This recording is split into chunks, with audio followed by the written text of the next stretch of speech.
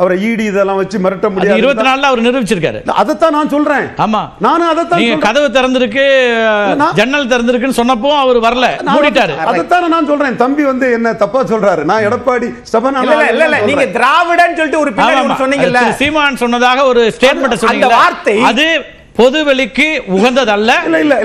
அந்த கட்சிகளுக்கு அவமரியாதையான ஒன்று. சொல்லவா வேண்டாமா? வேண்டாம்ன்றத நல்லது. நான் சொல்லல.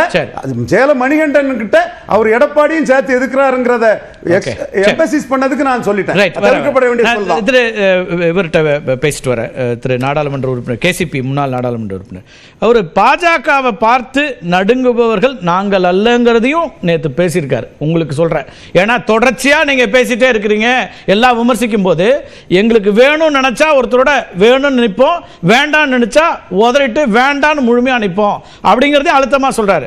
அப்ப அவர் உறுதியா அவரோட நிலைப்பாட்டில் இருந்துட்டு தான் இருக்காருன்னு தானே பார்க்க வேண்டியிருக்கு திரு எடப்பாடியை பொறுத்தவரைக்கும். இல்ல, நிச்சயமா அவர் அதை சொல்லலாம். ஆனால் பாஜகவோடு கூட்டணி இல்லை என்று இதுவரை சொன்னவர் நேற்று பேசுகிற பொழுது திமுகவை தவிர எல்லோரும் எங்களுக்கு வந்து நண்பர்கள், எங்களுக்கு யாரும் எதிரி இல்லை என்றுதான் சொல்லியிருக்கார். இனிமேல் அது வந்து கடந்த காலம். நாங்க எடுத்தா இப்ப கலைஞரை பத்தி கூட சொல்லியிருக்காரு. அவசியம் இல்லைன்னு சொன்னார்னா அப்ப பாஜகவை எதிர்க்க இடத்துல இருக்கங்கிறது அதுக்கு பொருள். அப்படி இல்லையா? அது இல்ல,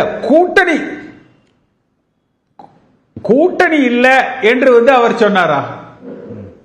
அவரை பொறுத்த வரைக்கும் விஜயோட கூட்டணிக்கு முயற்சி செய்கிறார். அப்படி ஒருவேளை விஜயோட இல்லைன்னா பாஜகவோட கூட்டணி, அந்த என்டிஏ ஓட கூட்டணி இல்ல சார். அது விஜய்க்கான ஒரு மெசேஜா இருக்கு. விஜயோட இருக்கிற ஒருவேளை இப்படி வச்சுக்கோ. நீங்க சொல்ற மாதிரி இல்ல, நீங்க சொல்ற மாதிரி பாஜகவும் இல்ல விஜயும் இல்ல என்று வந்தால் ஒருவேளை நிச்சயமா பாஜக தன் அதிகாரத்தை பயன்படுத்தி பாமகவையோ தேமுதிகவையோ கூட்டணியில அவங்க ரீடைன் பண்றதுக்கு தான் முயற்சி பண்ணுவாங்க. அப்ப அதிமுக எப்படி நாடாளுமன்ற தேர்தலின் பொழுது மெகா கூட்டணி அமைப்பேன் என்று சொல்லிவிட்டு எந்த ஒரு கூட்டணி இவரால வந்து அமைக்க முடியல. அந்த நிலைக்கு தான் அதிமுக தள்ளப்பட்டு விடும். எடப்பாடி பழனிசாமி தேர்தல் வரும்போது எந்த ஒரு கட்சியும் அதே மாதிரி எம்எல்ஏ வரணும்னு தான் நினைக்கும். வெற்றி பெறக்கூடிய ஒரு கூட்டணியில் இருக்கதான் நினைப்பாங்க. திமுக கூட்டணி அப்படியே இருக்கு. அப்ப பாமகவோ தேமுதிகவோ இன்னும் பிற கட்சிகள் நீங்க யார் சொன்னாலும் அவங்க கணக்கு என்னவா இருக்கும்? யாரோட போனா சீட்டு ஜெயிக்கலாம். அப்ப அந்த பிரையாரிட்டியில அதிமுக தானே முன்னாடி வரும். அது எப்படி வராது? நீங்க உடனே பாஜக பிரஷர் யூஸ் பண்ணா மட்டும் போயிருவாங்களா? அவங்க எதிர்காலம் ஒன்று பார்ப்பாங்கல்ல. இல்ல, அது மாதிரி இன்னும் இதுவரைக்கும் அவங்க ஒன்றும் சொல்லலையே. இதுவரைக்கும் பாட்டாளி மக்கள் கட்சி வெளிப்படையா அறிவிச்சிருக்கிறாங்களா? ஒருவேளை வர்ற ராஜ்யசபா தேர்தலில் வந்து அன்புமணிக்கு எடப்பாடி பழனிசாமி சீட்டு கொடுத்தாருன்னா வேணா அதை நம்ம ஒரு இண்டிகேஷனா வந்து எடுத்துக்கலாம். இன்றைய தேதி வரைக்கும் அப்படி இல்ல. அடுத்து எடப்பாடி பழனிசாமியுடைய எந்த கட்சி இப்பவே இல்ல சார், எந்த கட்சியும் இப்பவே டிஸ்க்ளோஸ் பண்ண போறதில்ல. அப்ப பாமகவோ தேமுதிகவோ அல்லது விஜய் அவர்களோ, இன்னும் சொல்ல போனா இப்ப அவர் சொல்றாரு, திரு ரவீந்திரன் சொல்றாரு நாம் தமிழ் சேர மாட்டாரு. நான் அதையும் சேர்த்தே சொல்றேன். எல்லாருக்குமான வாய்ப்பு இருக்கலாம். அவர் இப்பவே ஏன் க்ளோஸ் பண்ணும்? எல்லாருக்கும் ஓபன் பண்ணி வைக்கிறாரு. ஒரு மெசேஜா சொல்றாரு அப்படின்னு ஏன் எடுக்க முடியாது? இல்ல, இது எல்லாம் ரைட்டு. முதல்ல அதிமுகவினுடைய பலம் எடப்பாடி பழனிசாமி அல்ல. அதிமுகவினுடைய பலம் இரட்டலை சின்னம். அதிமுக என்கிற கட்சி இன்றைக்கு அதே தேர்தல் ஆணையத்தில் வந்து நிக்குது. ஒருவேளை தொடர்ந்து எடப்பாடி பழனிசாமி பொதுச் செயலராக நீடிக்க முடிந்தால் மட்டுமே தான் இந்த ஆப்ஷன்ஸ் எல்லாம் நம்ம வந்து பேசணும். ஒருவேளை வந்து எடப்பாடி பழனிசாமி அந்த இரட்டலை சின்னம் அவர் பொதுச் செயலராக தொடர முடியாது என்கிற நிலைகள் வந்தா இந்த ஒட்டுமொத்த தேர்தல் களமும் மாறும். அப்படி வரும்போது அந்த திருமணத்தில் வெளிப்படுகிற சமிக்கைகள் எல்லாம் நீங்க சொல்லக்கூடிய எதையும் நானும் மறுக்கல. ஷபீர் சொல்றாரு 10 ஆண்டுகள்ல 9 ஆண்டுகள்ல பல முயற்சிகள் நடக்குது அதிமுகவை பலவீனப்படுத்தன்னு. அப்படி முயற்சிகள் நடக்க போதெல்லாம் திரு எடப்பாடி பழனிசாமி பின்னாடி தானே எல்லாரும் நிக்கிறாங்க. யாரும் தனியா போயிடல. அப்படி தனியா போனவங்க எல்லாம் கட்சிக்கு விரோதமா இருக்காங்க, துரோகமா இருக்காங்கன்னு திரு ஓ பன்னீர்செல்வமோ அல்லது அவரோட இருக்கக்கூடியவங்களோ இப்ப இன்னைக்கு கட்சிக்காரங்க யாரும் ஆதரிக்கலையே. அப்படி ஒருவேளை நடந்ததுன்னா இன்னும் எடப்பாடி பழனிசாமி ஆதரவு கூடிடாது அதிமுக நின்றிருக்கிறாரு. அப்படி நின்று எடப்பாடி பழனிசாமி எத்தனை தேர்தலில் வெற்றி பெற்றிருக்கிறார்? நீங்க பாஜகவுக்கு எதிராக நின்றிருக்கிறார்ங்கிறதல்ல, நின்று எத்தனை தேர்தலில் வெற்றி பெற்றிருக்கிறார்? இதுவரை பாஜக எதிர்பார்த்தது அவர்கள் அதிமுக வாக்கு வங்கியை தனதாக்கி கொள்வதற்கு.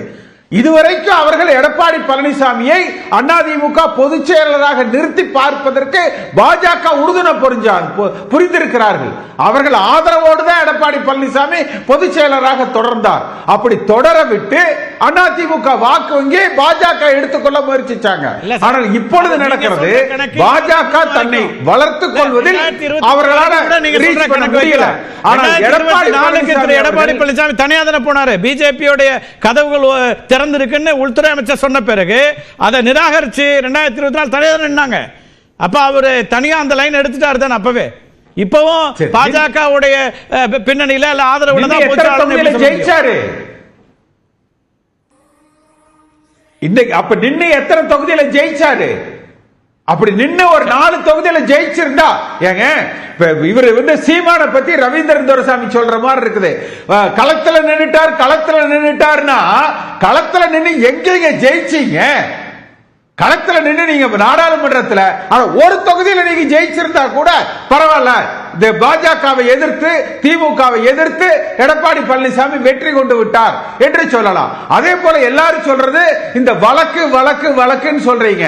ஜார்ஜ் அணி பிரிந்த பொழுது இதை விட பல வழக்குகள் இருந்தது. அம்மா கோர்ட் நாடல, மத்திய அரசாங்கத்தை நாடல, கட்சியை ஒருங்கிணைத்து கட்சியை வலிமைப்படுத்தினார். அப்ப நீங்க அதை நோக்கி பயணிக்காம மேடையில நாகரிகம் இல்லாம வா போன்னு ஒரு முதலமைச்சராக இருந்தவர் இதுவரைக்கும் நாளாந்தர பேச்சாளர்கள் தான் பொதுக்கூட்ட மேடையில வா போ என்று பேசுவாங்க.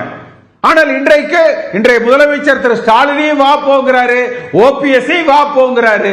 இதெல்லாம் தமிழ்நாட்டினுடைய அரசியல் தரம், எடப்பாடி பழனிசாமியுடைய அரசியல் தரம் ரொம்ப கேவலமா போயிட்டு இருக்குது. நீங்க விமர்சனம் செய்யுங்க. ஆனால் இதுவரை எனக்கு தெரிந்து எந்த முதலமைச்சரும் இன்னொரு முதலமைச்சராக இருந்தவரை பார்த்து வா போ என்று பொதுவெளியில் பேசியதாக எனக்கு நான் அறியல. அப்ப எடப்பாடி பழனிசாமி காலத்துல அதிமுக மட்டுமல்ல அரசியலுடைய தரமும் கீழே குறைஞ்சுக்கிட்டு போகுது. அதெல்லாம் கவலைப்படுறதுக்கு நிறைய இருக்கு. வேற நான் அதை நீங்க சொல்றது நாம இது பண்ணல. அது மணிகண்டன் பேசுவாரு. இன்னைக்கு அரசியல் தலைவர்கள்லாம் என்னெல்லாம் பேசுறாங்க, கட்சி தலைவர்கள் என்னெல்லாம் பேசுறாங்கன்னா நிச்சயமா கவலை அளிக்கக்கூடிய இடத்துக்கு தான் அது போயிட்டு இருக்கு. நிறைய பார்த்துட்டு இருக்கிறோம். அது இன்னொரு விவாதமா பேசணும்னு நினைக்கிறேன் திரு மணிகண்டன். இப்ப இந்த சின்னம் ஒரு சிக்கலாகலாம் அல்லது பொதுச்சாளர் இன்னும் அந்த சிக்கல் இருந்துட்டு தான் இருக்குன்னு ஒரு கருத்தையே அவர் முன் வச்சுட்டே